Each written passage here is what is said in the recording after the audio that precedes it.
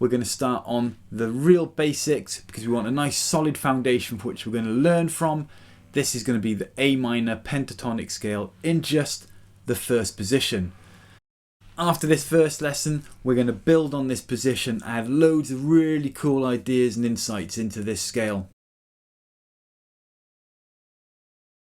So we're going to start on the 5th fret of the 6th string, and then the 8th using our pinky, and then the 5th again, and then the 7th with our ring finger, 5th again, 7th on the ring finger, and again 5th, and then 7th on the ring finger, and 5th again, this time 8th on the ring finger, and then same again, 5th and 8th. So the first thing we should notice is that 3 strings, the 6th, the 2nd and the 1st, are all on the 5th and then 8th fret. Our 3rd, 4th and 5th strings all use 5 and then 7. Alright, so just notice that, really important, it will help you memorise this scale pattern. The next thing we're going to look at is where our most important notes fall in that scale. We can work it out very roughly just by going like this. A, B, C, that was our 3rd, our minor 3rd, D, E. So we're going to go for our E, okay, that's our 5th. Those notes make up our chord. And if we're hitting a note which is in our chord, we know it's going to sound fantastic. Right, so let's start on the first note or the root note.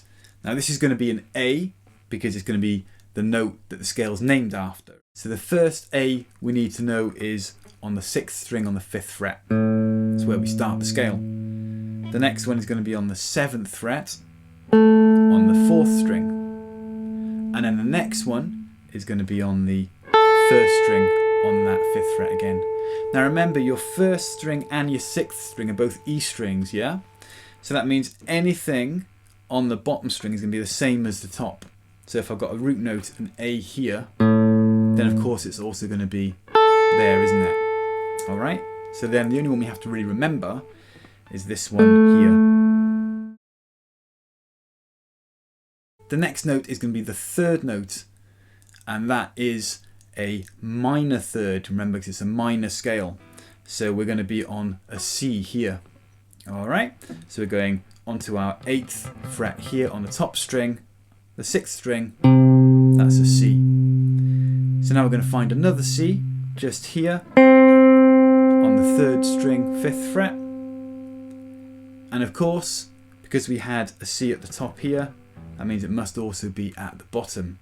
So we're going to play that one as well. 8th fret, 1st string. So we've got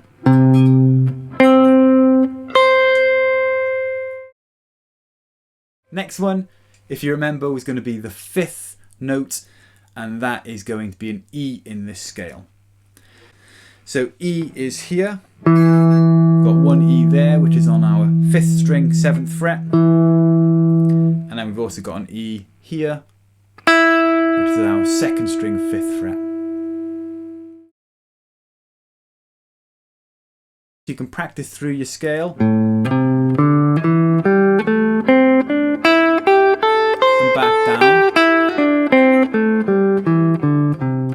And you can practice your root notes, your A, and then your 3rd note, which is the C, and then you can practice obviously your 5th as well, which is your E. As I said, they are the strongest sounding note against that chord, so anytime you want to kind of hang on a note,